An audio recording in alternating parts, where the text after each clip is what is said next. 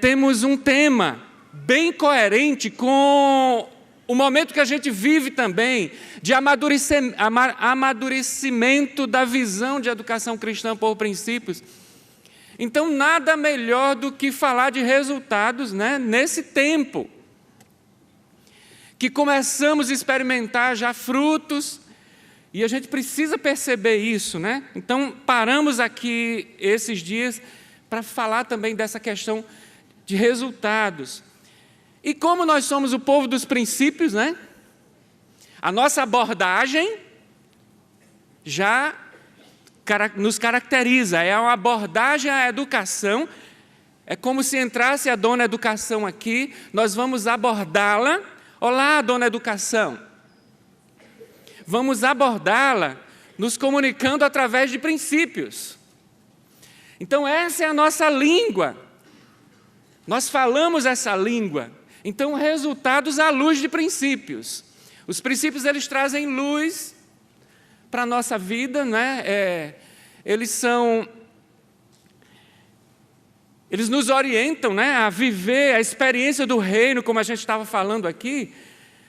Esses princípios, eles nos servem de balizadores para viver a experiência do reino, né, em todas as suas dimensões.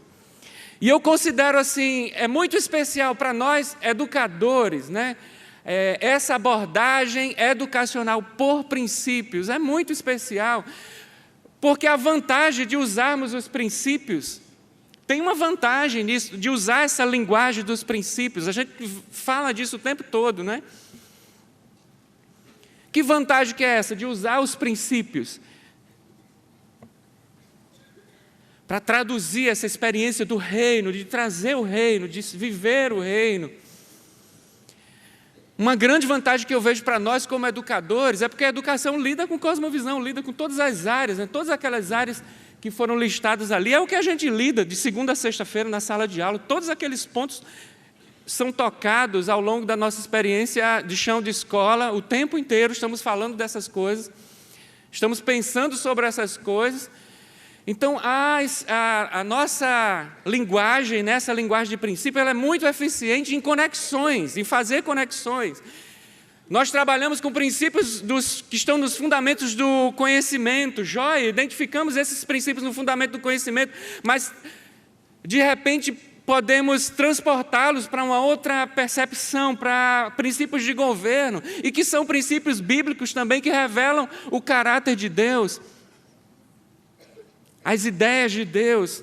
Então, tem um proveito muito grande, né, trabalharmos por princípios, porque eles nos dão essa, né, o que a gente chama, na pedagogia, de transposição didática. A gente sai de um princípio que está lá na equação química, que está lá nos conjuntos, e daqui a pouco a gente já está falando de princípios de governo, que diz respeito aos nossos relacionamentos, a como nos organizamos como sociedade, e daqui a pouco esses princípios, eles são bíblicos também, eles apontam para, né, para quem Deus é, a educação para o temor do Senhor, que a gente fala tanto, né?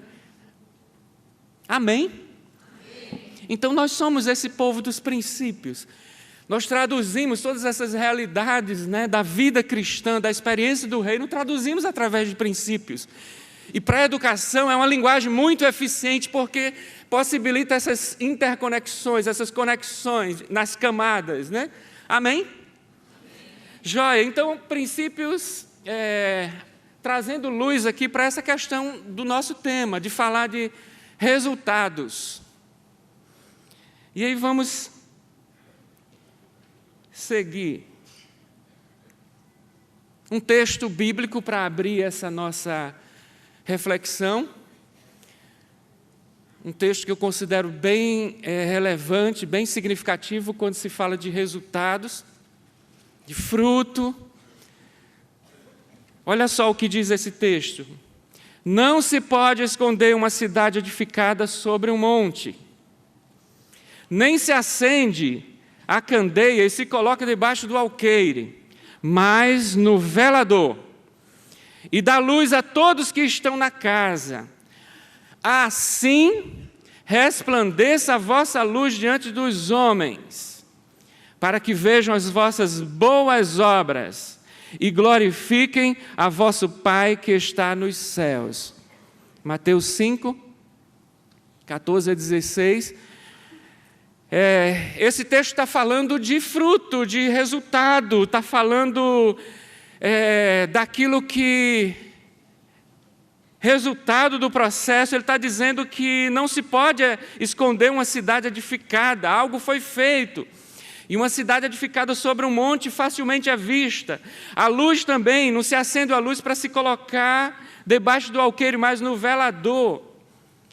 Nós estamos num tempo de maturidade da visão de educação cristã por princípios no Brasil. Está na hora, né, de iluminarmos toda a casa, colocar a luz no velador, mostrar o que estamos fazendo, o que está sendo feito. É preciso, porque há uma falta de luz. Nós vivemos dias de trevas, e no contexto educacional, se observa as coisas, né, nós fazemos uma leitura do contexto educacional, e é um contexto difícil, desesperançoso, e muitas vezes uma cultura de morte é o que está sendo ensinado nas escolas, de desesperança para a nossa juventude.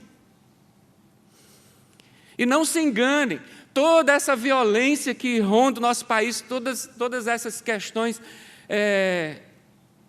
relacionadas, que muitas vezes achamos que está relacionada à segurança pública, boa parte desses problemas, eles começaram com uma filosofia de educação cristã, que foi praticada dentro das salas de aula. E o texto continua dizendo, e eu destaco aqui, nesse versículo, essa palavra é muito importante, assim. Ele está dizendo, é desse jeito que a nossa luz vai brilhar diante dos homens. E no contexto de escolas cristãs, como que as nossas escolas cristãs devem brilhar diante dos homens? Ele está dizendo, é assim. Como? Ele está dizendo aqui, é assim. Que a luz vai brilhar diante dos homens. É vendo as vossas boas obras. Queridos, aqui essas boas obras não se refere a obras de caridade. Se refere a trabalho, obra, trabalho bem feito. Ele está dizendo, o mundo vai ver a sua luz através do seu trabalho bem feito como escola cristã.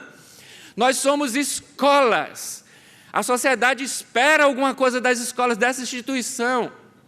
Ela tem algo a oferecer. E nós precisamos responder isso com resultados. E ele está dizendo aqui que a nossa luz vai brilhar se fizermos um trabalho de qualidade. Boas obras aqui é um trabalho bem feito. E a gente sabe que qualidade, ela está nos detalhes. É naquela aula bem planejada, não é? Naquele assunto que foi trabalhado com cuidado, é na organização funcional das coisas, nos detalhes, em cada detalhe. E ele está dizendo que é assim que a nossa luz vai brilhar diante dos homens, é sendo boas escolas, escolas de qualidade. E a gente está falando de resultados. E nesse tempo, né, nesse tempo que a gente está vivendo como educadores cristãos, como escolas cristãs, como movimento de escolas cristãs, nós estamos precisando, né, mostrar esses resultados. Porque, diz aqui, eles vão ver as nossas boas obras e vão dar glória a vosso Pai que está nos céus. Amém? O reino vai ser percebido, vai ser sentido o reino, e a glória vai ser atribuída ao Rei do reino. Amém? Vamos usar esse texto para estar orientando o nosso pensamento. E por que falar disto nesse tempo? Por que falar de resultados nesse encontro? Nós estamos imersos numa cultura de resultados. Esse é o contexto educacional. Parece que o contexto educacional acordou para essa questão de resultados. Cultura de resultados. Cultura de resultados aqui, na definição de um livro de gestão, ele fala que é um padrão de comportamento organizacional, que é direcionado à obtenção de resultados mensuráveis. Resultados que se dá para medir, cuja principal característica é a tomada de decisões baseadas em dados, e não intuitivamente, mas baseadas em dados. E a gestão de recursos orientados ao cumprimento de metas. A gente vive esse tempo, se cobra resultado da educação. Isso tem um lado bom, para nós está bom, está se cobrando resultados, se quer ver os resultados, vamos mostrar os resultados que temos. Então, acho que a grande sacada desse evento, não é? Vamos mostrar o resultado que temos, vamos arrumar, né, para poder mostrar. Porque, de repente, você tem resultado, mas nem sabe como apresentá-los. Vamos, não é, aprender a apresentar esses resultados, mensurar isso. Porque esse é o tempo que a gente está vivendo. Não é? E aqueles que, de repente, estão fazendo muita coisa e ainda não estão produzindo resultados, é hora também de acordar para isso. Então, esse é o nosso contexto. Né, a gente pode perceber a quantidade de provas que tem hoje aí nesse sistema de avaliação no Brasil, provas como o SAEB, e agora isso começa a ser disponível também para as escolas cristãs. Isso é bom. É bom, gente? É bom, vamos lá testar as nossas escolas. Ou a gente tem medo, ou a gente não confia no trabalho que a gente está fazendo. Vamos ter agora a oportunidade de começar a participar desses indicadores, Provinha Brasil também, para o primeiro ano, né, essa questão da alfabetização. E são tantos indicadores que estão surgindo por aí. Então, a gente vive nesse tempo de cultura de resultados. Temos um desafio para uma vida bem-sucedida. Como cristãos, também nos é dado um desafio para uma vida bem-sucedida. A gente vai falar disso. Existe também, a gente vai perceber ali que existe sempre uma tensão entre o que é mundano e o que é celeste, quando se fala de resultado. E a gente é muito tentado a achar que, não, se eu ficar querendo buscar esse tipo de resultado, parece que isso é coisa mundana, do mundo. Não, os resultados aqui, eu quero que as crianças saibam orar e adorar a Deus. Amém, as suas crianças precisam saber orar e adorar a Deus. Mas a gente vai estar percebendo, e ao longo desse workshop, com certeza, a nossa expectativa é que você saia compreendendo, né, que o mundo é um mundo de Deus.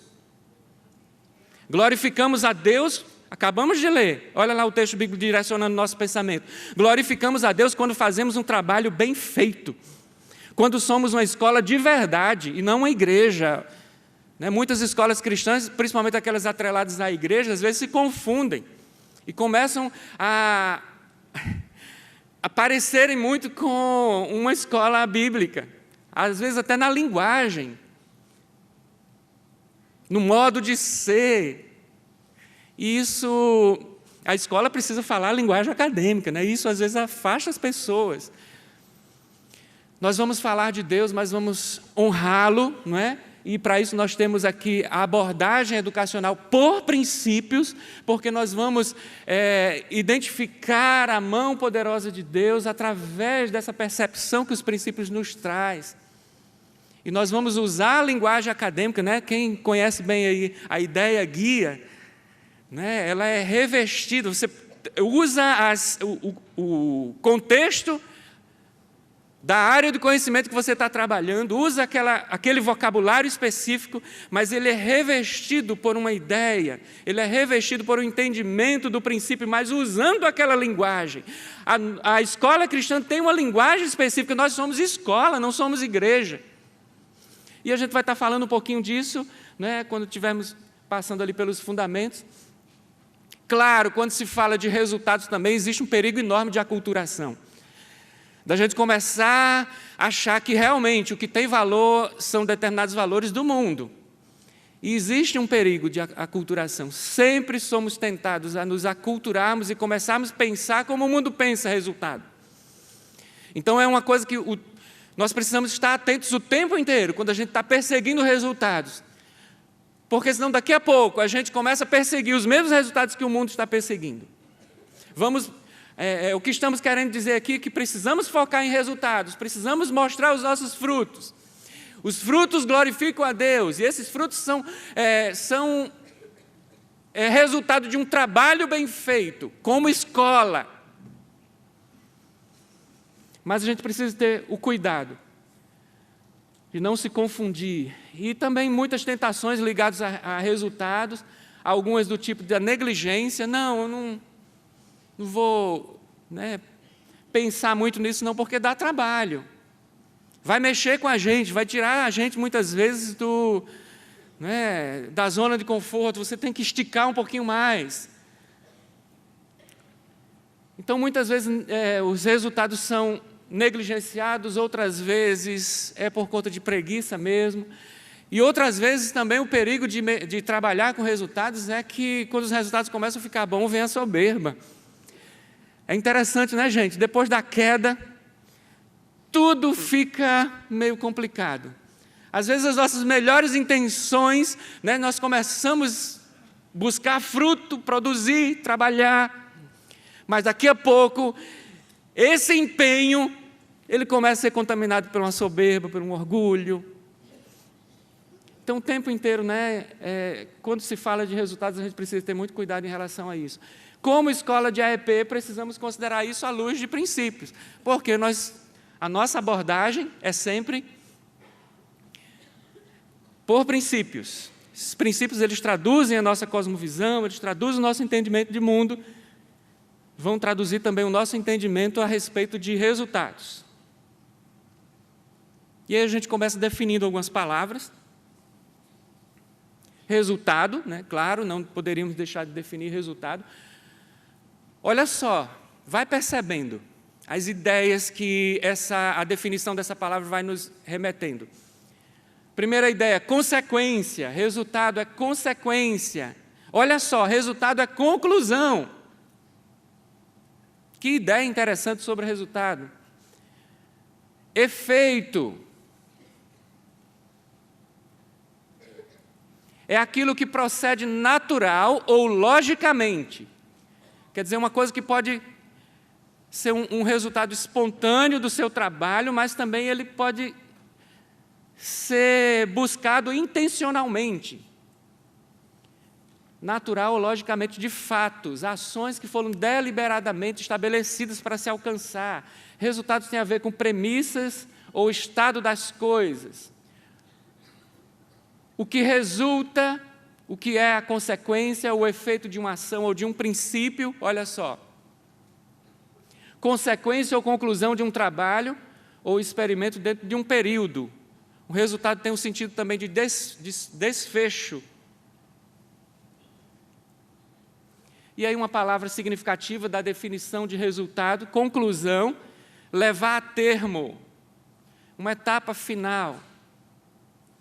E a gente começa a perceber pelas ideias que vão nos vindo através dessa palavra, que isso aí é o sentido, o que justifica o estudo de palavras, Formamos ideias através de palavras. Por isso que as palavras nos são tão caras, tão importantes, porque vamos olhando para as palavras, compreendendo as palavras, as ideias vão se estabelecendo na nossa mente. Olhamos para resultado, a gente percebe ali conclusão, levar a termo, uma etapa final, a última etapa de uma obra, o desfecho. As palavras se conectando aí. Uma outra palavra significativa nessas definições, no nosso estudo aqui, que depois vai ficar disponível na biblioteca, no site, temos várias outras palavras, mas separamos aqui algumas. Conclusão, eficácia agora, virtude ou poder de uma causa, produzir determinado efeito, segurança de um bom resultado, eficácia, segurança de um bom resultado, validez, efeito útil, real produção de efeitos. Uma palavra muito significativa no estudo aí de resultado também é a palavra fruto. Lembra que resultado é a conclusão de uma etapa, de um processo. E o fruto é bem... essa palavra é bem rica em imagem, A gente remete logo ao fruto de uma árvore. E a gente vê que a árvore tem todo um processo que termina com o fruto. O interessante, é bonito ver a árvore florida. Mas a gente fica, às vezes, lá no Nordeste, às vezes acontece, tem ano que não chove muito e as mangueiras ficam tudo cheias de flor, os cajueiros cheios de flor, mas aí depois as flores caem tudinho e ficam uns frutos mirrados. E a gente se frustra. Então, por mais que cada etapa seja importante, mas se precisa chegar à etapa final, que é o fruto. Produto de um esforço empregado com um desejo que se constituiu, consequência, resultado final de qualquer coisa. E, juntando toda essa percepção no estudo de palavras, a gente chega à conclusão que existe uma indicação natural, existe uma inclinação natural por atividades e não por resultados. Isso é muito forte na cultura brasileira. A gente gosta de fazer as coisas, fazer. E muitas vezes a gente pode realizar muitas atividades durante o dia, ou durante a semana, ou durante um ano, e não alcançar nenhum resultado. Porque os resultados eles precisam ser esperados, precisam ser pretendidos. Estes precisam ser pretendidos e mensurados. Depois também se tornando dados que também possam ser analisados. Uma escola pode ter uma rotina incessante e até desgastante. Isto, porém, por si só, não será a garantia de entrega de resultado no final. E parece que isso aqui é o quadro de muitas escolas. E como escolas de educação cristã por princípios, a gente precisa ter muito cuidado. Nós temos uma abordagem educacional bem robusta, bem ampla, com muitas possibilidades, que oferece muitas possibilidades, que muitas vezes estamos ainda só na superfície, tem muita coisa ainda para oferecer essa abordagem educacional. E às vezes nos enchemos com tanta coisa, com tanto projeto, que chegou uma novidade, traz para cá, outra ali. Sabe, é aquela coisa pesada e os professores exauridos de tanta coisa. E chega no final do ano e o resultado, a turma do primeiro ano, pelo menos, precisava fazer parte do final do primeiro ano em uma escola de educação por princípios. Eles precisavam sair do primeiro ano lendo. Isso é um resultado visível. Quantos saíram lendo? Em que nível de leitura que saíram? É igual aquele time que treina e vai lá e faz uma excelente partida. Jogaram demais, mas não marcaram o gol. E o que a gente está querendo chamar a atenção é isso. A escola, nós precisamos tornar esses resultados pretendidos. O que a gente espera? De forma que seja possível mensurar isso, para que se possa até analisar também, compreender. O ano passado, o nosso primeiro ano terminou com 20 alunos, todos eles estavam lendo, 100%. Esse ano terminou com 70%. O que houve? Agora, se a gente não... Então, nem é percebido por quem está de fora, se não trouxermos isso à tona, e também você se torna incapaz de avaliar e de melhorar. Mas vamos seguir. A fundamentação bíblica, vamos passar rapidamente por alguns textos bíblicos. A Bíblia é muito rica em falar de resultados. Olha só, eu gostei de perceber isso no Salmo 1. O Salmo 1 é um salmo que fala de alto desempenho como um alvo pretendido. Você vai ver a dinâmica do Salmo 1, ele está mostrando, está nos desafiando a alto desempenho, a alta performance ali. E ele diz que, pois será como árvore plantada junto a ribeiros de águas, a qual dá o seu fruto na estação própria, cujas folhas não caem. E olha só, e tudo quanto fizer prosperará. Esse salmo está desafiando aquele aquele bem-aventurado que não anda segundo o conselho, aquilo que os ímpios, aqueles que não temem a Deus, estão falando, nem se assenta na roda, a gente sabe do salmo. Antes o seu prazer na lei do Senhor, na sua lei medita de dia e de noite. Aí ele diz, essa pessoa terá um alto desempenho, e tudo quanto fizer prosperará. Resultados nascem no planejamento também, a gente encontra na Bíblia indicações para isso, da importância do planejamento. Se projetas alguma coisa, ela te sairá bem. Se projetas alguma coisa, ela te sairá bem. E a luz brilhará em teus caminhos. Olha só. Então fala que esse êxito aqui final, esse resultado final, ele tem a ver com o projeto, tem a ver com o plano. Então, a cultura de resultado, a gente já começa a perceber, ela começa, o resultado lá na frente, ele precisa ser pretendido aqui, planejado. E escola lida com planejamento. Eu acho que é uma das atividades humanas que mais envolve planejamento. O professor mexe com planejamento de ensino o tempo todo. As nossas reuniões são de planejamento. Precisamos, desde o nosso planejamento, pensarmos no fruto, né? Tem uma máxima organizacional que diz assim: tudo sairá bem, conforme nós planejamos. Tudo sairá bem. Joia, a gente quer que tudo saia bem. Agora, conforme nós planejamos. O tamanho e o cuidado e os riscos analisados no seu planejamento vão determinar esse tudo sairá bem. Quer dizer, o tamanho do fruto vai depender do cuidado aí do planejamento. E muitos outros textos bíblicos a gente poderia encontrar em relação à importância do planejamento. Porque quando a gente não planeja, você vai cair no imediatismo, no improviso. E isso é terrível quando a gente entra nesse círculo vicioso, né, e não virtuoso, de improvisar o tempo inteiro, e isso gera inquietações, gera desperdício. Um outro fundamento: só se gerencia o que se mede. Isso é uma máxima também, dentro da Rinaldi que o diga aí. Só se gerencia o que se mede. E é tão interessante. Provérbios vai falar muito disso. Eu escolhi uma ali. Procura conhecer o estado das tuas ovelhas.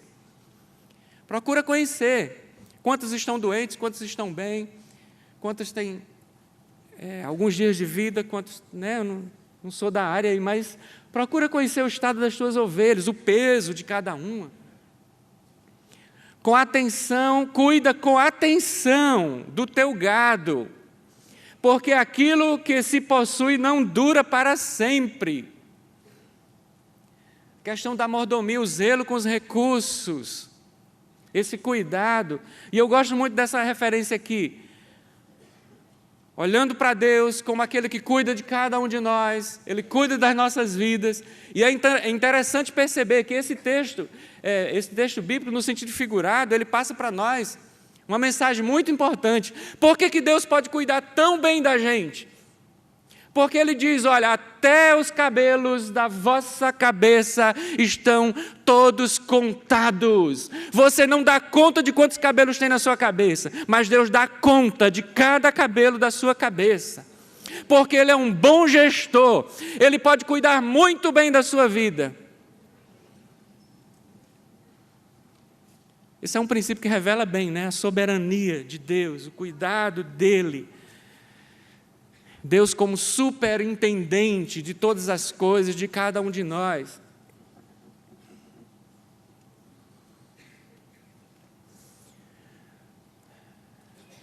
Quando estamos falando disso também é interessante, a Bíblia fala da motivação para se levantar resultados, se levantar dados. E eu queria aqui destacar com vocês duas situações. Na verdade, foram 2 censos que foram realizados. Um foi feito lá por Moisés, no livro de Números. E é interessante que esse censo feito por Moisés, ele teve uma motivação e contou Moisés como o Senhor lhe ordenara. O próprio Deus solicitou que Moisés fizesse uma contagem dos filhos de Israel. Todo primogênito entre os filhos de Israel. E o texto vai dizer que assim foi feito um censo, um levantamento de todas as famílias, e depois ele vai mostrar o resultado desse censo, de quantas famílias tinha de cada tribo, e aí os filhos de cada tribo, e foi feito todo esse levantamento. E esse censo foi aprovado por Deus, porque a nação de Israel estava se organizando, saindo de um período de escravidão, onde tinha se descaracterizado como nação, e agora estava indo em direção à terra prometida, com suas autoridades reconhecidas, com as suas leis, estava se dirigindo para o seu território, e ele precisava, como um bom gestor, ele precisava saber das quantidades do seu povo. Mas a gente vê, interessante, um outro censo sendo relatado na Bíblia também, mas com uma motivação diferente. Davi também estava prosperando no seu reino, as coisas estavam fluindo no reino de Davi, e diz que Davi resolveu, em determinado momento, ele resolveu, vou fazer um censo também, vou fazer um levantamento, e chamou os generais, os homens de confiança, saiam por toda a nação, percorram toda a terra, e ao cabo de 9 meses, e assim, ele mandou fazer isso, e aqui já está mostrando o final da história, e assim eles percorreram toda a terra, e ao cabo de 9 meses e 20 dias voltaram a Jerusalém, e Joabe deu ao rei a soma do número do povo contado, e havia em Israel 800 mil homens de guerra, 800 mil homens de guerra, olha só, que arrancavam a espada, e os homens de Judá eram 500 mil. Quer dizer, estava bem o reino. E pesou o coração de Davi, depois de haver numerado o povo. E disse Davi ao Senhor, muito pequei no que fiz. Interessante, um censo que trouxe peso, e que de repente ele sentiu que tinha pecado contra o Senhor. Aquilo que nós falamos lá, estamos agora vendo a fundamentação bíblica. A busca de resultados muitas vezes pode nos apanhar. Podemos ser apanhados por uma motivação errada. Vamos em busca de resultados, de repente, porque talvez ele tenha ouvido o último censo da Síria, talvez ele tenha ouvido o último censo dos filisteus. Vamos fazer o nosso também, eu quero mostrar o meu poderio. A motivação não é essa. A motivação é aquela primeira lá. É para administrarmos bem. É para sermos mordomos com aquilo que o Senhor nos confiou. Para fazermos melhor ainda. Mas Davi, ele tem essa característica. Ele cometia as coisas mais graves, mas ele era rápido em perceber a besteira que fez e de voltar atrás. Porém, peço agora, Senhor, que me perdoes a iniquidade do teu servo, porque tenho procedido muito loucamente. Muitas vezes, o adjetivo que nos descreve mesmo, a situação é descrita, é como louco mesmo.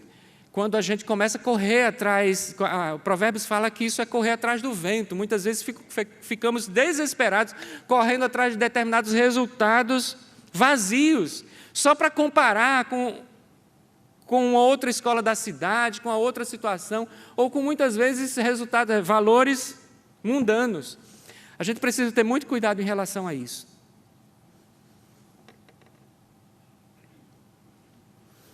Dois reinos com valores diferentes. Nós já ouvimos aqui essa manhã falando sobre o reino de Deus. E nós pertencemos a um reino, e cada reino tem a sua medida também, tem seu padrão de medir. Eu lembro da história logo no início dessa série de Boeings que a Boeing fazia, teve um acidente aéreo muito grave, simplesmente porque o piloto confundiu. Ele saiu de um país, abasteceu ela em galões, e o mostrador do avião era em galões. E ele pousou em outro país, e o padrão lá para aquele outro país era litros. E ele mandou que abastecesse com uma determinada quantidade de galões. Só que a pessoa entendeu que era litros. E abasteceu exatamente com aquela quantidade de litros. E eu sei que isso deu um problema enorme. Ele decolou achando que tinha aquela quantidade. Ele não prestou atenção adequadamente no marcador. Países diferentes, medidas diferentes. Existe o reino deste mundo e nós estamos nesse mundo, mas pertencemos a um outro reino. Nós estamos, cada um de nós, existe, né, em cada um de nós, é como se fosse um espaço, né, assim como tem o Brasil, e em torno do Brasil a gente tem aquele demarcação das nossas águas, né, determinadas quantidades de milhas. Então, em torno de cada um de nós, né, um espaço do reino de Deus, como indivíduos, depois como famílias, como instituições, somos espaços do reino. Nós estamos ocupando esse lugar, é como uma embaixada nesse reino do mundo, mas é uma embaixada celeste. Então, vale para nós determinados padrões de medidas que são diferentes do mundo, e a gente precisa ter muito cuidado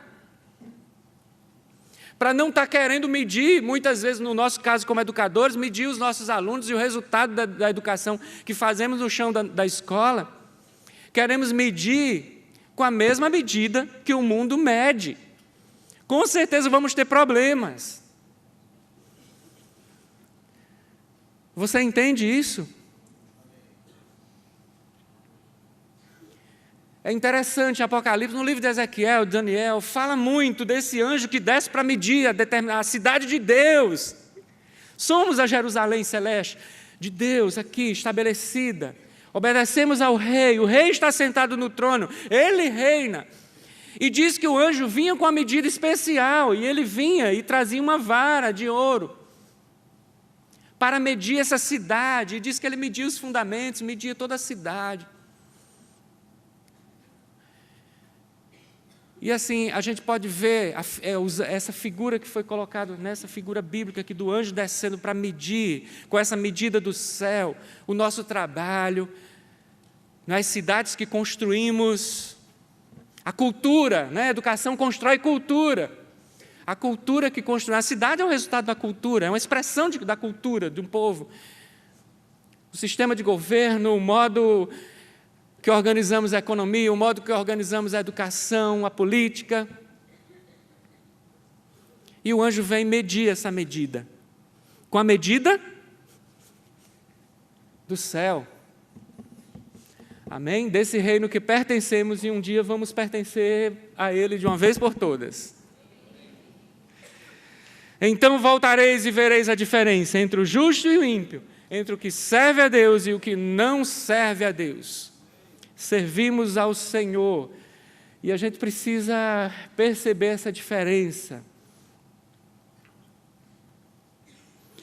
Terminando aqui os dois últimos fundamentos ainda, muito trabalho não é sinal de resultado. Tem um texto bem clássico na Bíblia que fala que os discípulos aí estavam numa situação bem interessante, que no final do ministério de Jesus, eles frustrados com aquela situação toda,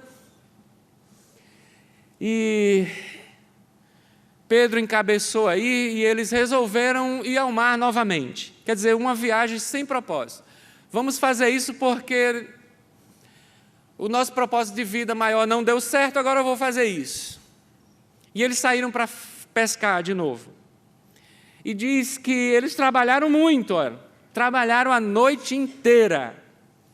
Mas, o que é o resultado de uma pescaria? Peixe. Eu tenho um cunhado que às vezes a gente até ri um pouco dele porque ele se diz pescador e ele sai, às vezes passa a manhã inteira num barco chacoalhando, volta assim, bem queimado do sol e traz um peixinho de nada, assim, uma coisa assim. Isso é o resultado, né? E eles não apanharam nada. Mas, sob a tua palavra, quando a gente está, né, na direção da palavra do Senhor, eles vamos lançar a rede. E diz que, quando eles lançaram a rede de novo, a gente sabe o que aconteceu, né? Eles não aguentavam segurar de tanto peixe que tinha. Então, muito trabalho nem sempre é sinal de resultados. A gente precisa deixar espaço para a bênção de Deus. Se o Senhor não edificar a casa, em vão trabalham os que edificam. Se o Senhor não guardar a cidade, em vão vigia a sentinela. Vai ser inútil você levantar de madrugada, repousar à tarde, comer o pão de dores. Essa é a palavra viva do Senhor. Talvez você esteja até vivendo essa realidade, desse tempo que nos joga essa carga tão grande de fazer. Repousar à tarde, comer o pão de dores. Mas diz que o Senhor dá a ele, aos seus amados, pois assim dá a ele, aos seus amados, o sono. A bênção do Senhor é que enriquece, não traz consigo dores. Nós precisamos estar debaixo desse guarda-chuva da vontade de Deus, entendendo o que Deus está fazendo. Daí é tão importante na nossa abordagem, a linha do tempo, é para essa percepção, para onde que está fluindo a vontade de Deus. A providência divina está apontando para onde? Eu preciso me alinhar, porque quando me alinho à providência divina, as coisas acontecem, os resultados fluem. Amém? E aí é aqui onde vamos alcançar, digamos assim, a pretensão maior da nossa reflexão essa manhã. Nos preparamos até agora para entender resultados à luz de princípios. E a partir dessa reflexão das palavras, da fundamentação bíblica, a gente vai olhar para resultados agora. Por exemplo, eu planejo de acordo com a vontade de Deus. Eu planejo de acordo com a vontade de Deus, e Ele vem e abençoa os planos. Quer dizer, Deus abençoa os nossos planos quando eles estão ajustados à vontade dEle. Nós acabamos de perceber isso nos textos bíblicos que a gente leu. Eu vou fazer planos, mas vou crer na bênção de provisão do Senhor. Essa é a nossa vara de medir, de buscar resultados. A gente tem que buscar resultados, mas nessa percepção. Vou fazer planos, mas vou crer na bênção de Deus.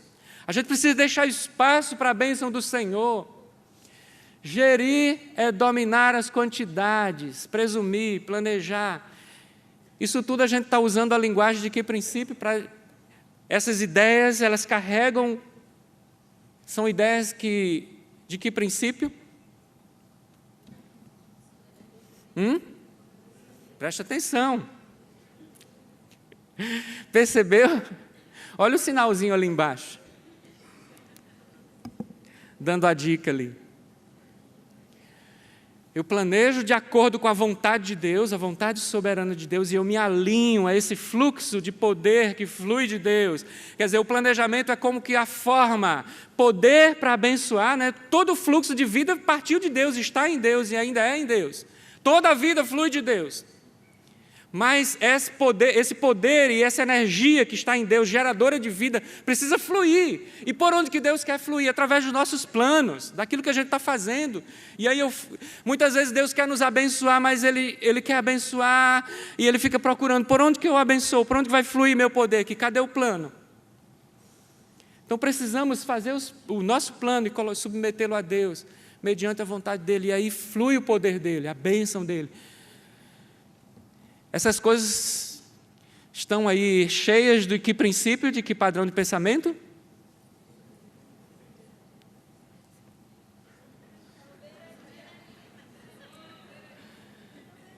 Soberania, né, gente?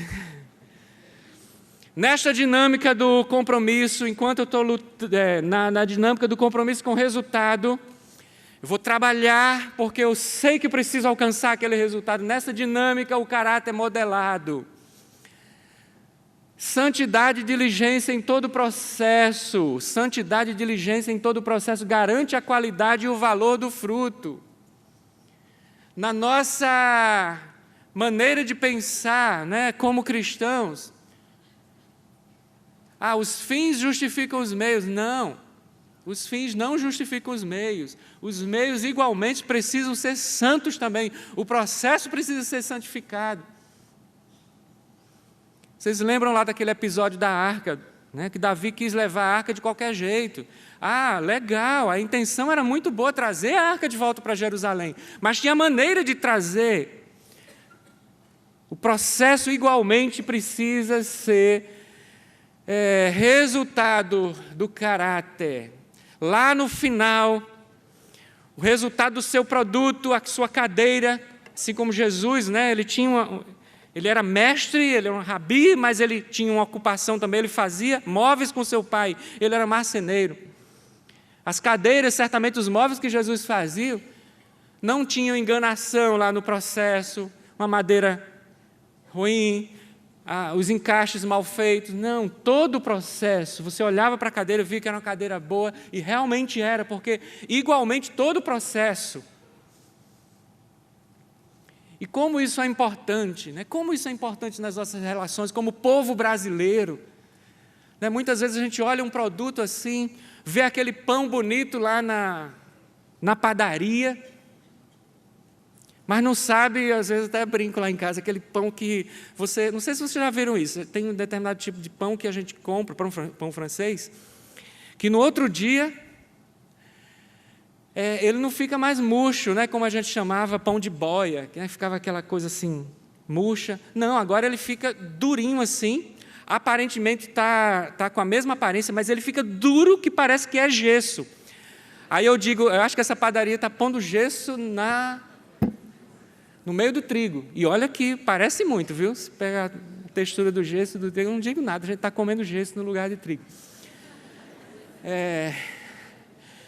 Caráter, gente, né? Essa afirmação em relação ao resultado carrega aí o padrão de pensamento relacionado a caráter. Vamos ver mais, né? Estamos analisando resultados à luz de princípios. A preservação cuidadosa e uso diligente dos recursos como resposta à confiança outorgada. Eu sinto o peso da responsabilidade, então eu vou ser diligente, eu vou...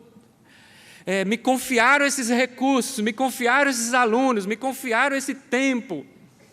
Então eu vou trabalhar diligentemente, vou ter cuidado com tudo isso, vou, né, fazer render da melhor maneira possível, vou fazer render isso. Se foi me dado uma oportunidade, vou fazer com que essa oportunidade renda mais ainda do que ela poderia render.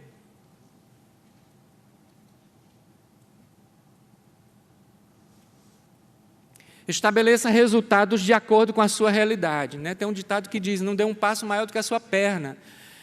E às vezes, Rinaldo gosta de dizer isso, que ele olha os sites das escolas do nosso movimento e eles pretendem assim, umas coisas, né, elevadas demais, assim, colocam como resultado do seu trabalho, às vezes uma coisa muito além da sua capacidade. Então, estabeleça resultados de acordo com a sua realidade. Isso é bom, gente, para não frustrar, né? Entender, isso faz parte do entendimento de quem eu sou, da minha realidade, da minha individualidade, da individualidade da minha região, da instituição que eu faço parte. Não tem problema nenhum. Deus nos fez únicos e especiais, você tem um lugar certo dentro do reino, garantido, você tem um lugar à mesa do rei, já garantido. E às vezes a gente fica preocupado que é uma escola bem pequenininha, mas é porque isso, porque aquilo, e a gente fica olhando e querendo, né? Estabeleça os resultados de acordo com a sua realidade, suas características, pois Deus tem algo específico com você, isso tem a ver com, está falando na língua dos princípios, estão melhorando, acho que chegar no último aí, né, todo mundo vai saber que já foram todos os outros, certamente vocês vão responder em coro. A percepção da força do grupo e do envolvimento com o resultado é fundamental para o êxito, né? Isso a gente já é senso comum entender que precisamos estar aliançados, os vínculos sejam fortes, para que os resultados possam fluir com naturalidade. O Salmo 133 nos fala disso, né? Onde a bênção do Senhor é derramada, onde existe unidade. Vou me governar internamente para obter o fruto. muitas vezes precisando se abster, precisando exercitar-se, né, precisando buscar mais conhecimento, às vezes precisando se conter. Estão nas decisões internas a garantia de resultados externos. Planejar, né, requer você imaginar o que você espera antes que aconteça. Então, é uma atividade da mente, é interno, que vai depender muito dos seus anseios, das suas convicções. Mas é esse interno que vai gerar o externo. Foi no autogoverno, né? E agora, esse princípio eu diria que é o princípio dos resultados, semeadura e colheita. A semente certa, no lugar certo, no tempo previsto, com o processo adequado, teremos resultados garantidos. Esse é o princípio do resultado, o princípio da semeadura e colheita. Traduzimos essa percepção que nós vimos lá na fundamentação bíblica, na percepção dos princípios, aqui no entendimento, a partir dos princípios. E agora vamos tentar juntar isso tudo numa ideia guia, que vai orientar a nossa percepção acerca de resultados. Deus estará pronto a abençoar os nossos planos, quando percebidos mediante a necessidade e de acordo com a sua vontade. Deus estará pronto a abençoar, poder está lá. Deus quer fazer fluir o poder dele através de uma forma, né? Ele quer os planos para que, através de nós, esses planos feitos por nós, entre nós, quando percebidos mediante a necessidade para abençoar o outro, mediante o que realmente precisamos, o que o outro precisa, e de acordo com a sua vontade. Ele já deixou as balizas da sua vontade, para nos orientarmos acerca da sua vontade. Ele certamente se comprometerá com os resultados, quando existe unidade também.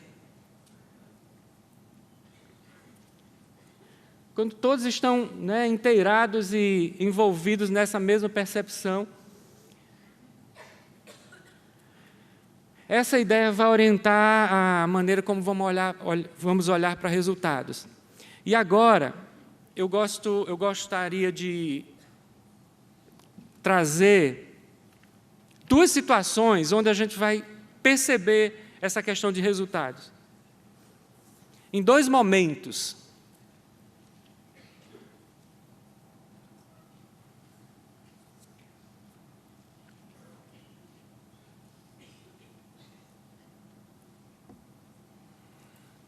Quais os resultados que uma escola cristã deve buscar?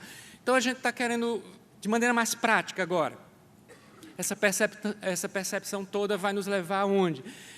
E esses dois momentos aqui, a escola de profetas, é bem interessante a gente perceber essa escola de profetas. E a gente poderia perceber várias características dessa escola de profetas. O tempo não dá mais para a gente estar lendo agora essas referências. Eu vou resumir, pelo menos, essa primeira aqui. A segunda, eu vou ler a segunda aqui, só para a gente perceber algumas características dessa escola de profetas. Porque nós vamos olhar para os resultados que ela produz e perceber que esses resultados são oriundos dessas características, dessa maneira de ser, de operar. Os seguidores dos profetas, né, da escola do profeta, eles disseram a Eliseu: o lugar onde moramos contigo é pequeno demais para todos nós. Vamos até o Jordão, cada um de nós trará de lá uma viga, e construiremos um lugar para morarmos. Ele respondeu: ide. Mas um deles disse: queres ir com os teus servos? Em outras palavras, é bom que o senhor fosse junto. Ele respondeu: eu irei. E assim foi com eles. Chegando ao Jordão, foram cortar madeira. Mas quando um deles derrubou um tronco, o ferro do machado caiu na água, e ele gritou: Ah, meu Senhor, era emprestado. Parece um pouco com as escolas cristãs, né? Muitas vezes assim, meu Deus do céu, tanta coisa. Meu Deus, não podia quebrar isso hoje. Chega aqui, meu Senhor. O homem de Deus perguntou, onde que caiu? E ele mostrou o lugar. Então, Eliseu cortou um pau, olha só, gente, e jogou ali, fazendo flutuar o ferro. E disse, pega-o. E ele esticou a mão e o pegou. É interessante a gente perceber algumas... daria para a gente passar um tempinho e percebendo várias características nessa escola de profetas. Depois dê uma olhada em 2 Reis, nós vamos ter vários pequenos momentos assim que dão algumas indicações sobre essa escola de profetas. Mas eu queria destacar esse momento, porque essa escola de profeta, ela tem o seu fruto, e o seu fruto aparece muito bem. Assim, a luz precisa ser colocada no velador. E nessa hora aqui, esses alunos dessas escolas de profetas, que não estava falando de uma escola, mas em Israel existiam essas escolas de profetas. E é tão interessante que esse momento aí vocês conhecem muito bem. E é onde o fruto dessa escola de profetas está sendo testado, digamos assim. E olha só a envergadura desses meninos da escola de profetas. Diz assim, Deus concedeu a estes 4 moços, alunos, ex-alunos aí da escola de profetas, uma grande capacidade de aprendizagem, de tal forma que em breve, em pouco tempo, quer dizer, eles tinham uma habilidade, eles adquiriram uma habilidade, uma competência.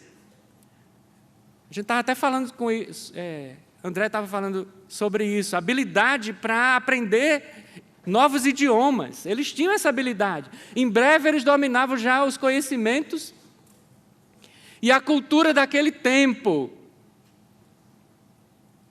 E aí envolve a língua deles também. Deus deu também a Daniel uma especial competência para compreender o significado de sonhos e visões. Quando aquele período de 3 anos de preparação e estudo se completou, a gente aprende muito de resultado aqui também nesse texto. Quando aquele período de 3 anos, que foi delimitado um tempo, existia um objetivo, o período se completou, o responsável nomeado pelo soberano trouxe todos os mancebos à presença deste para serem examinados. O rei Nabucodonosor conversou longamente com cada um deles, mas aqueles que mais o impressionaram foram, sem dúvidas, os ex-alunos da escola de profetas. Daniel, Ananias, Misael, Azarias, e passaram a ocupar o seu lugar na equipe de conselheiros reais. Jovens, mas já estavam na equipe de conselheiros reais. E em todos os assuntos em que se requeriam informação exata e a emissão de pareceres inteligentes, fundamentados em princípios, o monarca achava os juízos desses jovens, olha só, esses princípios produzem discernimento. Os juízos desses jovens sempre, vamos dizer juntos, 10 vezes melhores do que todos os outros sábios e cientistas do seu reino. E Daniel manteve-se neste lugar de conselheiro do rei até o 1º ano do rei Dario. Do rei Ciro, do reinado de Ciro. É interessante que esse é um fruto, a gente viu que também não é um fruto temporário, não, é um fruto que permanece. Não era só quando ele era jovenzinho, não. Foi por muito tempo. Daniel deve ter falecido com mais de 80 anos e por muito tempo ele serviu como conselheiro daquela nação que por algum tempo era o grande império. Imagina a influência desses jovens, eles depois se constituíram como governadores das províncias. Eu e você estamos aqui, o Evangelho chegou até nós por conta desse ministério da escola de profetas. Talvez aqueles profetas que estavam lá, aquele professor descuidado que estava lá, que um dia lá precisava fazer uma comida e disse que ele saiu distraidamente e pegou uma erva daninha e pôs na panela. E quando os alunos tomaram do caldo lá que estava fazendo, meu Deus, é aquela erva venenosa, a gente vai morrer todo mundo. Já aconteceu isso na sua escola? Jesus, e agora o que eu fiz? Mas é tão interessante, né? Ele traz uma farinha e joga na panela e diz, pode comer agora. Se beberes alguma coisa mortífera, não te fará dano algum. O Senhor está conosco. Oh, não precisamos ter medo de resultados. Na soberania divina, o Senhor quer que nos apresentemos a eles com as nossas escolas, com os nossos 5 pães e 2 peixes. E deixe Ele operar o milagre. E os nossos alunos poderão ser como esses alunos aqui, quando chegarem em determinados lugares, em determinados momentos da vida deles, como muitas vezes a gente está começando a ver alguns ex-alunos lá do nosso tempo na escola. E realmente, 10 vezes mais. Esse deve ser, né, a nossa pretensão. E eu quero terminar, né, falando desse outro modelo de escola também bem interessante. Antes um pouco da reforma, né, a reforma foi após ali o ano 1500, então ali já 100 anos antes, em torno ali do ano 1400, começou um movimento pré-reforma, antes do período da reforma, um movimento educacional bem interessante, que eram chamados os irmãos da vida comum, ou irmandade da vida comum. E esse movimento educacional, ele mexeu com a Europa inteira. E ele é considerado pelos historiadores, alguns historiadores que eu pude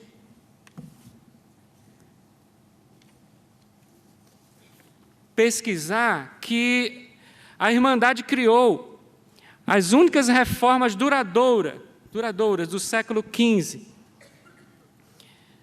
Eles corrigiram a Vulgata, traduziram grande parte das Escrituras para o vernáculo. Eles fizeram circular centenas de partes da Bíblia, traduzidas no vernáculo do povo, que antes era tudo no latim. Eles também traduziram outras obras religiosas, como também as Institutas de Calvino e tantos outros.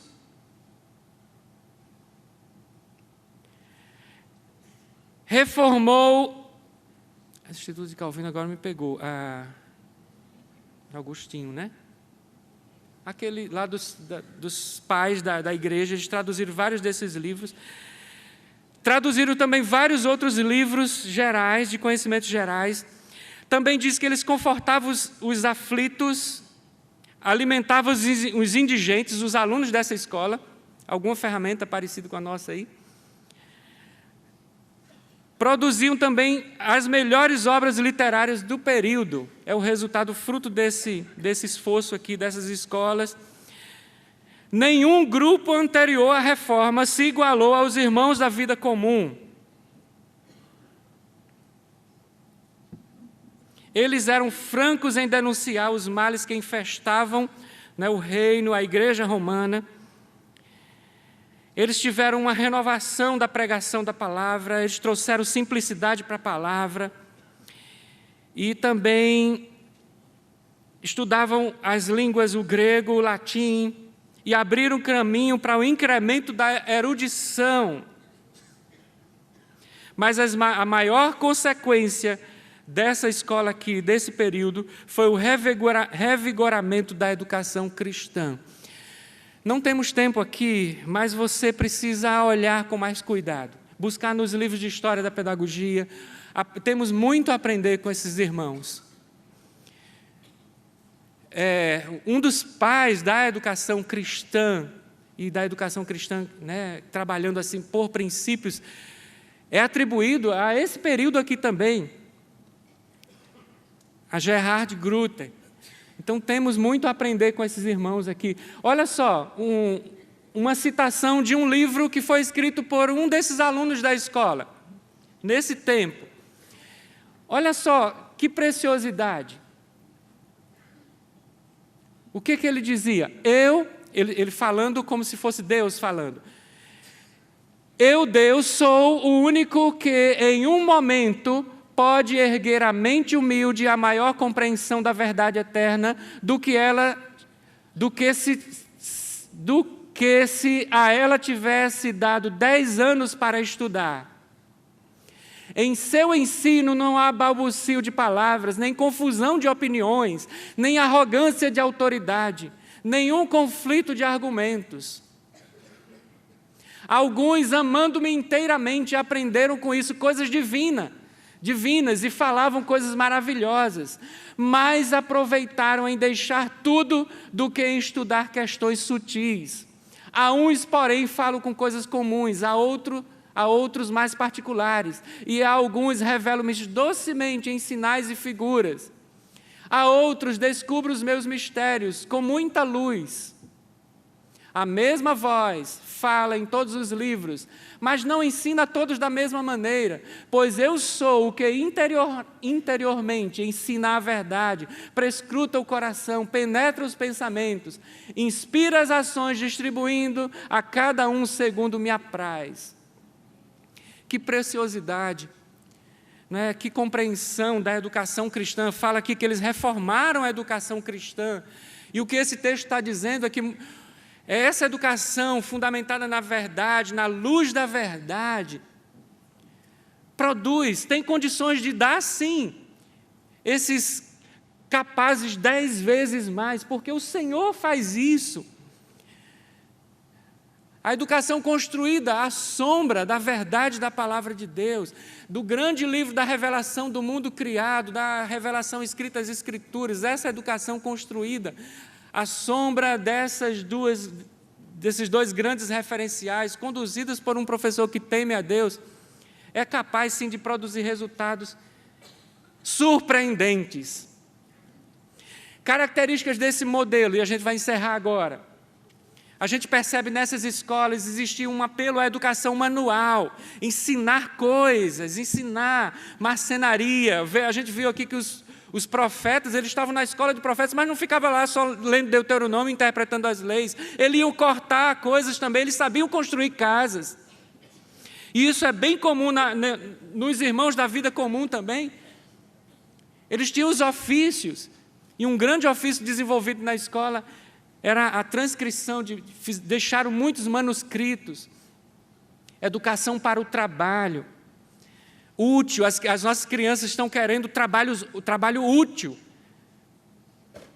Não temos tempo de desenvolver cada um desses, mas respeito e disciplina também era bem notado nessas escolas. A gente sabe que aprendizado é instrução mais disciplina. O Brasil tem sido a nação que tem se caracterizado como aquela que mais desperdiça tempo com essa questão.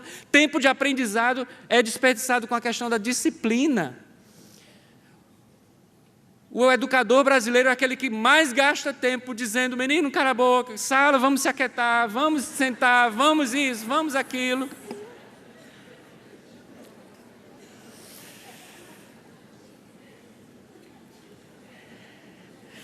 Nessas escolas também existiam milagres, a bênção do Senhor estava ali o tempo inteiro, eles dependiam de Deus.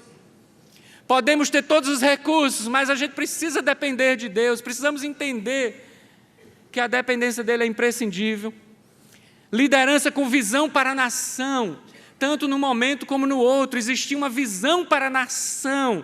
Você estava naquela escola local, mas você estava pensando na transformação da nação. Amém? Não podemos perder isso. Estamos fazendo parte de um grande mover para a transformação dessa nação. A sua escola pode ser pequena, mas você está garantindo, você está estabelecendo ali um farol. A nossa costa é grande, a costa brasileira. Mas temos aqueles marcadores, os faróis, e a sua escola é um marcador para a educação lá no seu contexto, na sua região. Temos que manter essa visão para a nação. O ambiente de vida comum era muito intenso. Precisamos estreitar laços. Aquele professor que dá aula em 3 escolas e a cabeça dele não dá certo. Eu sei que é complicado, mas se a gente quer um resultado, Se a gente quer experimentar esses resultados, precisa existir um ambiente de vida comum, dedicação àquela causa, muitas vezes de exclusividade, a gente percebe bem nesses dois exemplos que eu coloquei, simplicidade no serviço. E a gente às vezes gasta tanto e se estressa tanto, porque a nossa escola precisa ser muito chique, muito isso, muito aquilo.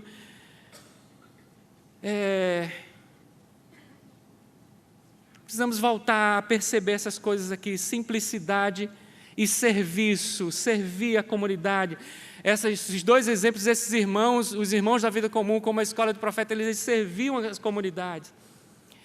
E existia um forte clima de cultura de erudição. Se buscavam os livros, se estudavam os livros, se transcreviam os livros, se produziam materiais constantemente. E, acima de tudo, essas escolas ensinavam o temor do Senhor. E a gente termina agora com essa ilustração.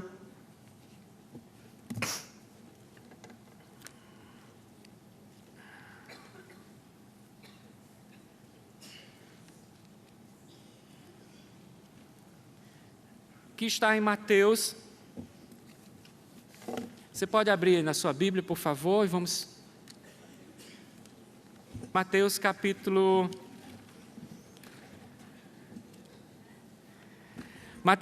21, do 18 ao 22. Vamos ler esse texto, é bem interessante, a gente vai fechar.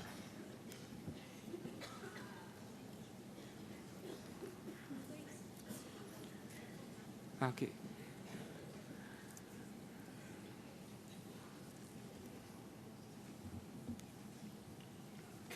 Diz assim que, lembra lá de toda a construção que nós fizemos através da palavra de resultado, fruto. Diz que um dia de manhã, ao voltar à cidade, Jesus teve fome. E ele avistou uma figueira, à beira do caminho. E aproximou-se dela, e achou somente folhas. Então ele lhes disse: nunca mais nasça fruto de ti. E a figueira secou imediatamente. Quando os discípulos viram isto, perguntaram admirados: como a figueira secou assim de imediato? Jesus, porém, lhes respondeu: em verdade vos digo que, se tiverdes fé e não duvidardes, não só fareis o que foi feito à figueira, mas até se disserdes a este monte: ergue-te e lança-te no mar, isto será feito. E tudo que pedirdes em oração, crendo, recebereis. Amém? A ênfase desse texto aqui, dessa situação, não está aí que Jesus tinha poder para fazer secar a figueira e ele ficou com raivinha e secou a figueira. Não, ele tinha uma intenção didática muito maior aqui, de mostrar para a gente que nós precisamos de uma fé operosa. Nós precisamos, se cremos nisso, precisamos dar frutos. Porque quando a gente não dá fruto, não serve. A nossa fé precisa ser operosa, precisa ser geradora de frutos. As nossas escolas precisam dar frutos, nós precisamos mostrar esses frutos, para quando os pais de alunos chegarem na escola procurando o fruto, eles vão encontrar. Amém? Quando Jesus vier também com a vara de medir, o anjo do Senhor vier, e ele for medir o seu fruto, ele vai encontrar. O nosso desafio, então, é buscar resultados. E busque resultados com essa fé operosa, que o Senhor quer lhe abençoar, quer abençoar os seus planos. E Ele pode fazer abundar, superabundar os resultados na sua vida como educador, com os seus alunos e na sua escola. Amém? Obrigado pela atenção, que o Senhor nos abençoe.